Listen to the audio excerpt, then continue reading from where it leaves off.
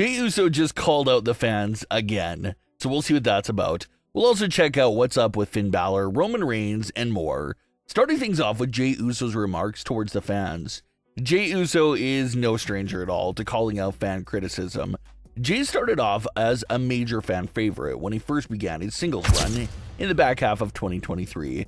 But it feels like ever since Jey Uso won the Royal Rumble and won the world title at WrestleMania 41, there's definitely been a shift in the fan base towards Jey.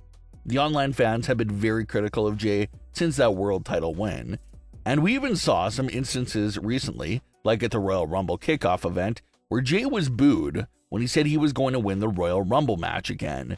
We haven't really seen Jey Uso, the character, snap back at the haters on WWE television, but Jey has acknowledged his haters multiple times through social media posts, and he recently put up another one of those social media responses. Jey Uso took to his Instagram story to post a message talking about how the fans do not deserve his family and how they should enjoy greatness while they're still around. It seems like that message right there from Jey wasn't directly in regards to himself. It was more related to the fan reaction Jey was seeing from Roman Reigns winning the Royal Rumble. The fan feedback was a little mixed for Roman Reigns winning that second Royal Rumble. Many fans were complaining and voicing their displeasures, and it seems like that's who Jey's message was directed at.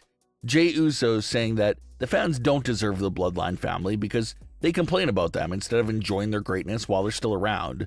Jey is trying to make fans be appreciative of Roman Reigns being here right now because he obviously won't be doing this forever. There's going to come a point where Roman Reigns won't be on the WrestleMania card 1 year. Even back in a 2025 interview, Roman Reigns revealed that he probably has 2 or 3 years left in the ring. So that was the main purpose of the message from Jey Uso. He was disappointed to see the fans taking this greatness for granted. Although Jey and Roman have faced some mixed reactions online from fans, the live crowds are still responding great to them, and hopefully more great things are coming up for them. Speaking of Roman Reigns, we just saw quite possibly one of the quickest Royal Rumble winner decisions ever made. Usually after someone wins the Royal Rumble match, they'll spend the next few weeks bouncing between all the WWE brands, really scouting and taking notes about which world title they would like to face at WrestleMania. This is a process that usually gets stretched out for a handful of weeks, as WWE teases all the possible matchups that the Royal Rumble winner could have. But the February 2nd edition of Raw appeared to already confirm Roman Reigns' decision. Roman came out to Raw to speak with the Philly crowd and have them help him with his decision. He thought it was a perfect crowd to help him due to all the rich career history he's had in the city. He won his first Royal Rumble there. He lost his recent WWE Championship there. He's had a lot of good and bad memories from there, so he figured it was the perfect spot. And the crowd made their voices clearly heard. They wanted Roman to select CM Punk. This led to CM Punk coming out, and this was the start of a really unforgettable and outstanding interaction between both men. When Drew McIntyre was brought up, Roman Reigns mentioned how he beat Drew for 3 straight years. CM Punk credited Roman's cousins for being the reason for those successful title defenses, while Punk himself defeated Drew on his own. Roman told Punk to be careful about how he talks about his family, because his family is the only reason why Punk even had a company to come back to. How the company is where they're at today because of the Bloodline. Punk jabbed Roman for basically stealing his whole act back in 2012. CM Punk was a superstar that had a long title reign and was running the company with Paul Heyman by his side. So CM Punk said that the Tribal Chief era was just Roman, following the blueprints and footsteps of what Punk had already done. Punk even argued that his 434-day title reign was greater than Roman's 1,300-day title reign, saying that just because Roman did it longer does not mean that Roman did it better. Punk took his shots at Roman's limited schedule while pointing out how he himself has visited 10 countries with WWE over the last 3 weeks. The Shield was also mentioned, with CM Punk taking credit for Roman Reigns coming up to the main roster and having that position in a group that was originally thought up by Punk himself. Roman Reigns fired back hard at CM Punk, saying that he's visiting all these countries with WWE because Punk is fresh off a 10-year vacation after quitting the company. Roman mentioned Punk's appearance on the Colt Cabana podcast and how a lot of things Punk said there made life for Roman so much harder in WWE. Roman accused CM Punk of trying to brainwash him into thinking they were cool, they were on friendly terms with each other.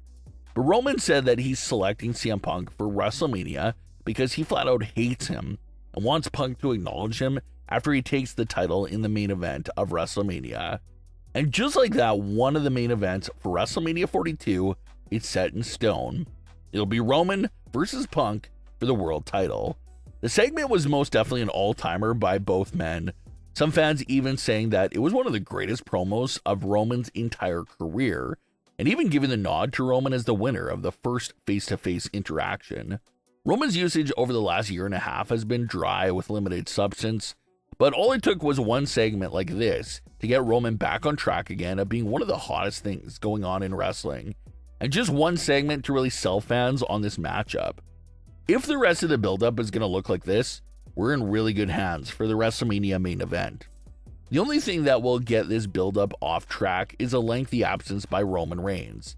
If we don't see Roman again until late March and Punk has to handle the build-up on his own, then that will obviously hurt the hype and the build. But if Roman can sprinkle in some appearances here and there and give us some more all-time segments like this first promo, then there's going to be an insane amount of hype heading into that Roman versus Punk match at WrestleMania 42. The other wildcard here for when it comes to the World Heavyweight Championship is Finn Balor. Although the only thing people are talking about right now is Punk versus Roman, Finn is still coming after the World Heavyweight title.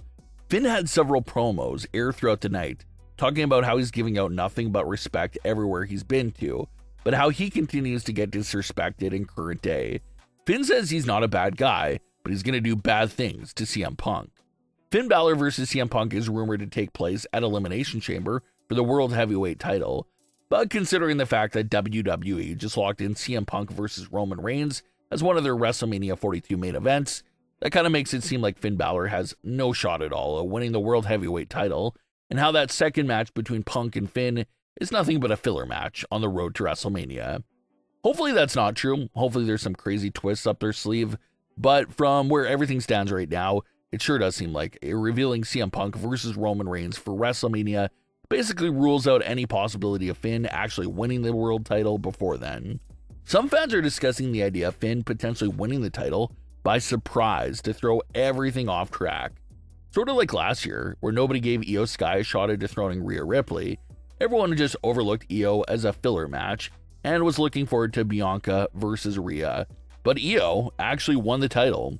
Maybe something like that is possible because fans are overlooking Finn and giving him no shot to disrupt Roman versus Punk. That's already locked in. Both world titles have big programs surrounding them heading into WrestleMania season, so we should expect a lot of great things there. But what are your thoughts on today's stories?